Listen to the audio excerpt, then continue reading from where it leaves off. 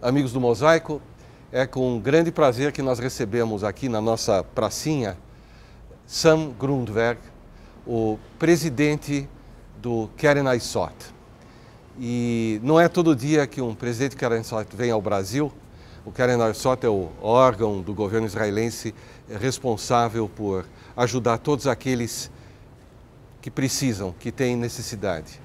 E eu acho que ele tem algumas coisas curiosas e interessantes para nos contar. Sam, it's a pleasure to have you here in our little square.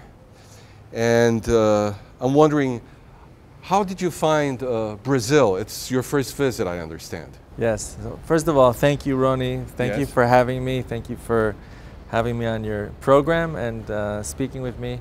This is my first visit ever in Brazil and in São Paulo, and certainly my first visit in South America in my new capacity as World Chairman of Keren Hayesod, which I just began a few months ago at the end of November. It's been a wonderful visit. I've only been here a couple days so far, and I'll be here only a couple days more. But so far, I've been so impressed with the beauty here, the warmth, especially of the Jewish community here, the Keren Hayesod community, and also in general. And I'm already planning my next visit. Okay, let me take a very important question out of the way to begin with. Everybody that thinks about Israel thinks about a powerhouse. You know, they have everything, they're high tech, the startups and everything. But apparently, some people fall through the net. How does that work? I mean, what are we doing these days in Israel? So it's a very good question. So maybe I should just back up and explain. Keren Hayesod is one of Israel's national institutions, which means, as you and I'm sure your viewers understand, the modern state of Israel was reestablished in 1948. So this year we'll be celebrating 71 years of the independence of Israel. But Keren Hayesod, as a national institution, was established in 1920, actually in London. So next year in 2020 we'll be celebrating 100 years of Keren Hayesod.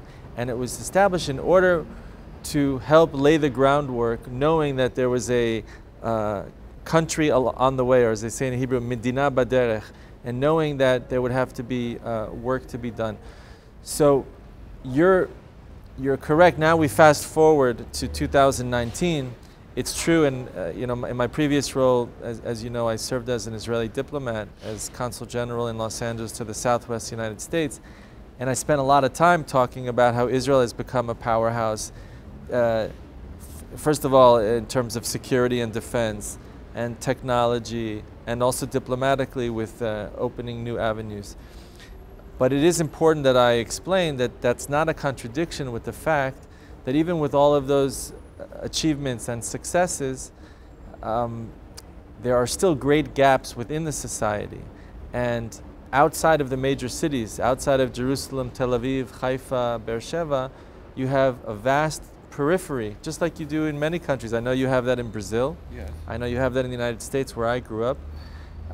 And so even with these great successes at a national level, there are disadvantaged and weaker sectors and members of Israeli society that are still either below the poverty line or in disadvantaged situations.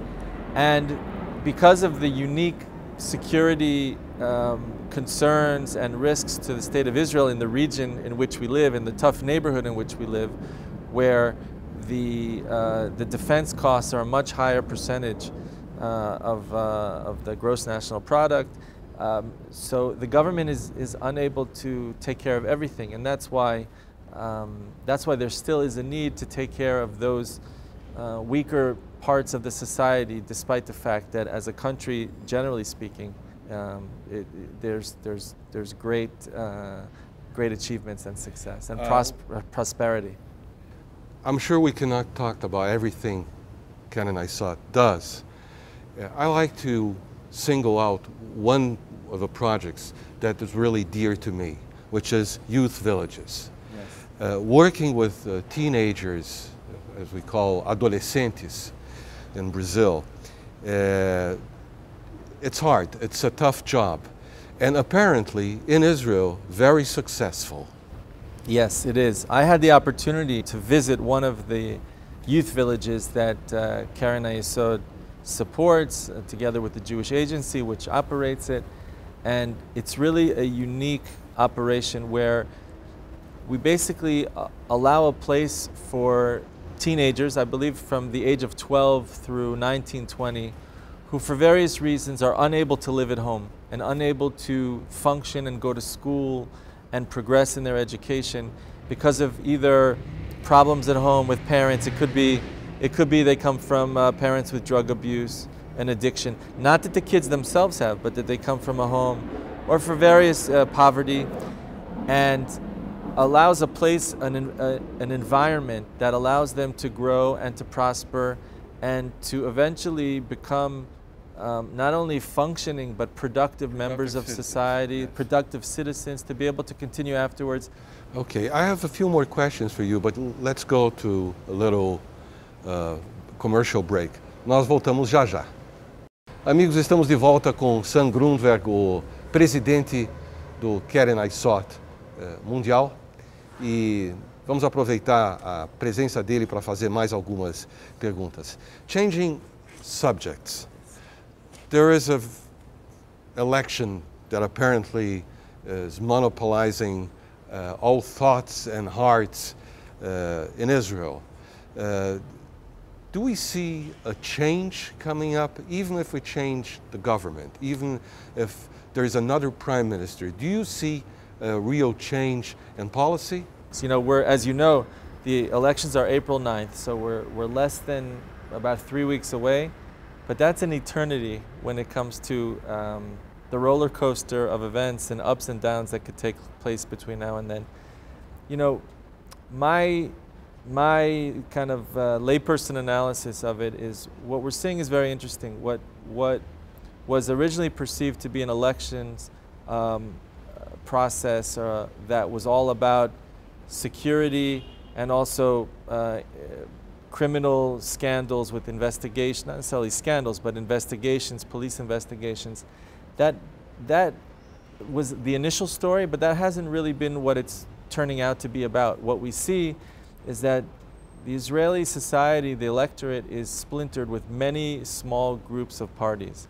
And that's had an interesting effect on what's going to likely be the result, because what you have here is about 13 different parties when you look at the polls. Mm-hmm.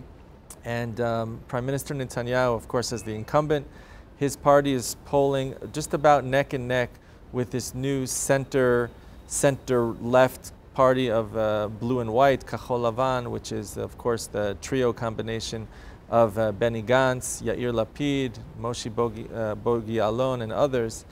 And so we see a couple of interesting things. First of all, that this center group is kind of a hybrid mix of right, left, center. You know, we know that Moshe Bogi Alon really comes from the Likud. Gantz is completely new to it. People claim that they don't really understand what he stands for.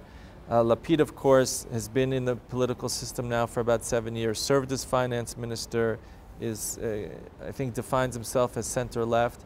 And they have other potential members of Knesset on that list that come from varying backgrounds, all the way from, as I said, from the Likud on the right to Labor Party on the left. So it's a strange mix. In terms of whether we'll see a change in policy, I highly doubt we'll see anything different, because the truth is, when it comes to the political issue in terms of process, peace process, however you want to define it, with the Palestinians, with the Arab world in general, if you look at the platforms of the various parties, there isn't much difference, really, because I think most, you know, there's lots of talk, one state, two state, but most leaders and potential leaders agree that right now it's not too realistic, because there isn't really much of a partner to talk to. So I don't think we'll see a major change in terms of policy. Of course, it could be a major change in terms of personality if there is a change in the prime ministership. Sam, I'd like to thank you for the time you found in your very busy agenda to address our community through Mosaico, and I wish we'll see you in a short period of time back in São Paulo. Thank you. If I could, I would just add that I also want to take the opportunity to thank the entire community here in São Paulo for welcoming me to your community in such a warm way, and for the continued connection and friendship that we have with Keren Hayesod and with Israel. Absolutely. Thank you very much. Mosaico volta já já.